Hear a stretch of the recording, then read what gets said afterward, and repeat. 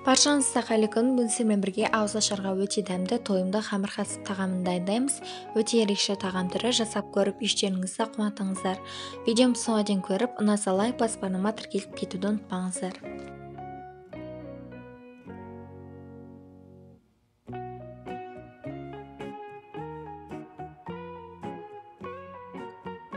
Қамырын дайындаймыз. Суға дәміне қарай тұз қосып араластырамыз.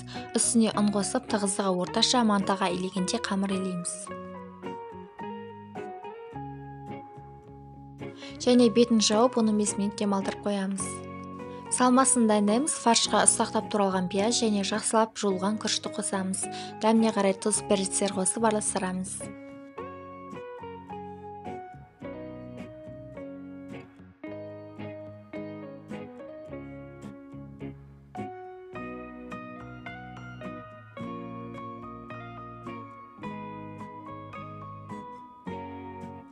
Қамырымызды 15 минуттан соң алып, шыға етіп жайып шығамыз.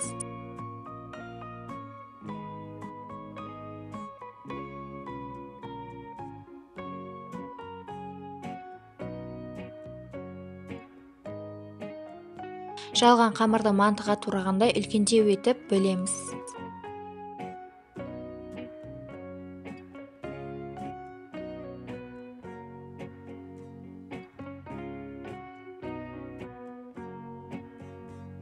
Дайындап қойған салманы қамырдың шетіне қойып, үш шетін ортасына қарай бүгіп ораймыз да бұрышын жабыстырамыз.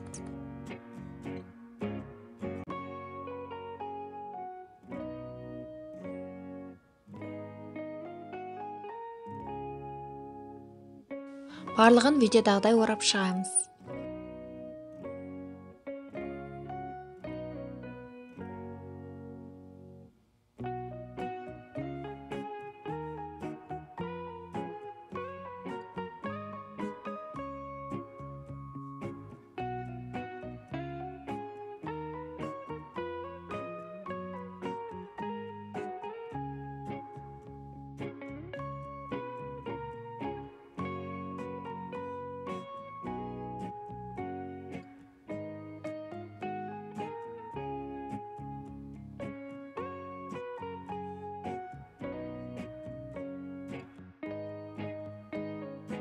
Мантаварканы майлап, қамырларды қойып шығамыз да, бетін пісе маймен майлап, 45 минутта пісіріп аламыз.